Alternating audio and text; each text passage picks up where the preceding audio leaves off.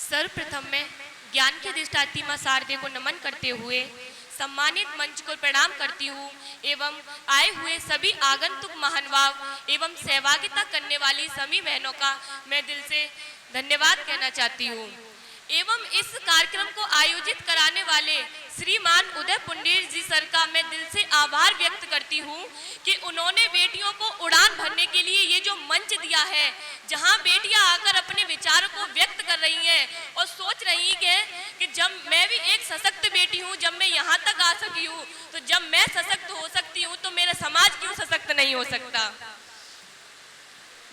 सशक्त बेटी सुंदर समाज ये कोई नारीवादी आंदोलन नहीं है, ये केवल बेटियों के लिए नहीं है, अपितु बेटियों के माध्यम से पूरे परिवार, समाज और राष्ट्र में सशक्त समाज का बीज रोपने का एक प्रयास है।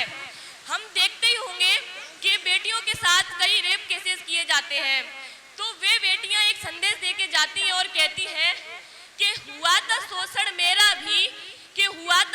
मेरा भी, मगर मैं खुद को मौत के घाट नहीं सुलाऊंगी, कि हुआ था शोषण मेरा भी, मैं खुद को मौत के घाट नहीं सुलाऊंगी, कि मैं कलयुग की द्रौपदी हूँ, लाज बचाने श्री कृष्ण नहीं बुलाऊंगी, कि मैं कलयुग की बेटी हूँ, लाज बचाने श्री कृष्ण नहीं बुलाऊंगी, धारण कर मैं अस्त्र शस्त्र में खुद ब्रह्मास्त्र चलाऊंगी, और मैं एक हनुमान जी की भक्त हूँ, ये कहने में कतई नहीं घबराऊंगी।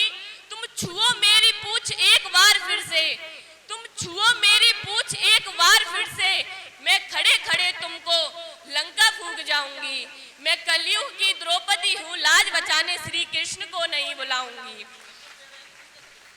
अच्छा, तो बच्चा आपने सशक्तिकरण के एक बार जोरदार गड़गड़ाहट के साथ तालियों से स्वागत करें। सशक्तिकरण के एक उत्तर में एक बिंदु लिखा है आर्थिक सशक्तिकरण। आज हम देखते हैं कि जो अपराध हैं वो आर्थिक रूप से सशक्त महिलाएं हैं, अपना कमा रही हैं, पैसा बना रही हैं, लेकिन उनके प्रति भी अपराध होते हैं। तो क्या आप कहना चाहेंगे कि आर्थिक सशक्तिकरण ही महिला सशक्तिकरण है या सशक्तिकरण का कोई अन्य रूप भी है? आर्थिक सशक्तिकरण एक महिला सशक्तिकरण का ही रूप है। महिला सशक्तिकरण का अर्थ ये होता है कि महिलाओं को हर क्षेत्र में समान अवसर और अधिकार प्राप्त होना चाहिए। आध्यात्मिक विकास के बारे में आपने लिखा है, महिला सशक्तिकरण या सशक्त बेटी सुंदर समाज, इसमें आध्यात्मिक क्या सोचती हैं आप, बताएं जरा। महिला सशक्तिकरण, इसमें आध्यात्मिक विचार यह है कि अगर जैसे कि हमने देखा होगा जब बेटों का जन्म होता है तो वहाँ खुशी मनाई जाती है, लोग दावत भी करते हैं। अगर उसी जगह बेटी का जन्म होता है तो वहाँ मातम सा छाया रहता है, और मातम तो तब छाया रहता है, उसे तो पहले गर्भ में ही मार दिया जाता है। तो इस कारण महिला सशक्तिकरण में पुरुषों के साथ महिलाएं भी उतनी ही भागीदार होती हैं।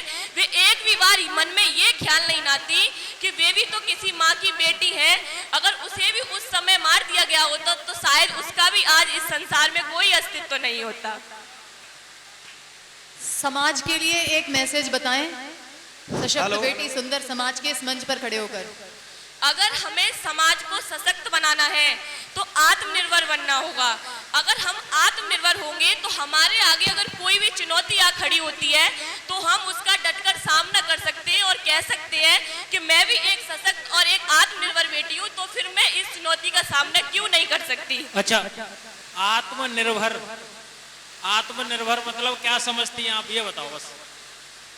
आत्मनिर्भर मतलब बेटी अपने आप को बेटों से कमजोर ना समझे, वो भी कह सके कि मैं क्यों बेटी से कमजोर हूँ, जब मैं भी हर बात का सामना कर सकती हूँ, कोई चुनौती भी आएगी तो मैं उसका डटकर सामना करूंगी, तो फिर मैं बेटों से क्यों कम होंगी।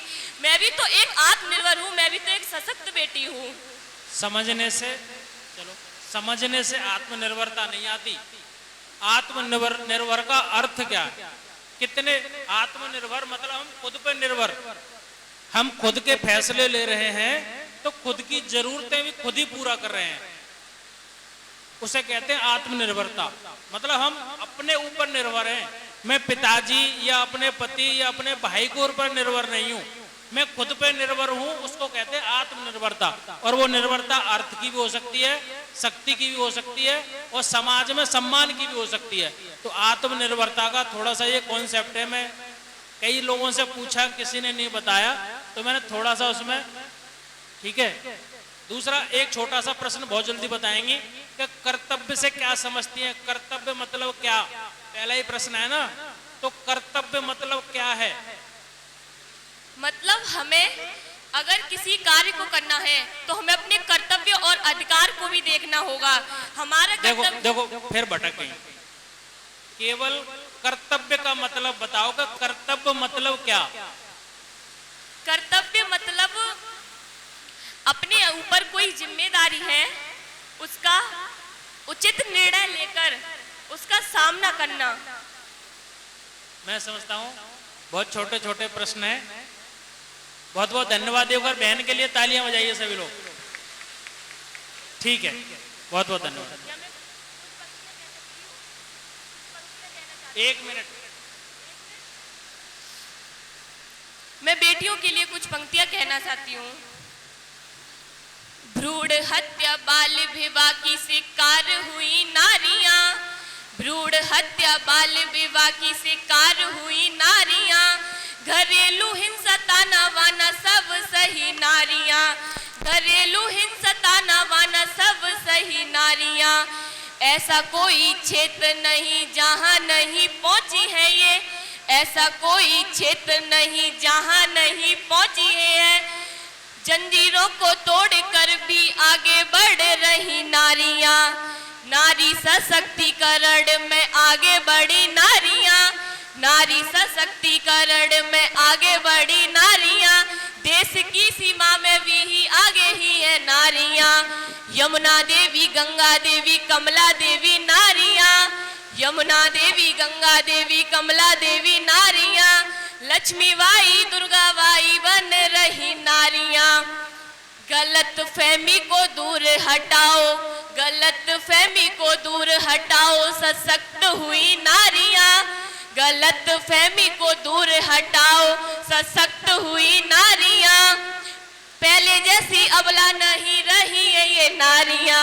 इसी के साथ इस बेटी के लिए बहुत बहुत धन्यवाद। सभी तालियों से स्वागत करें इस बेटी का। और एक बार सभी बहनें मेरे साथ बोलेंगी, अबला नहीं सबला है हम, अबला नहीं सबला है हम। बेटी है शक्ति, बेटी है संस्कार, बेटी है शक्ति, बेटी है संस्कार, बेटी से ही होता है समाज का उद्धार। धन्यवाद। इसी के बहुत बहुत धन्यवाद।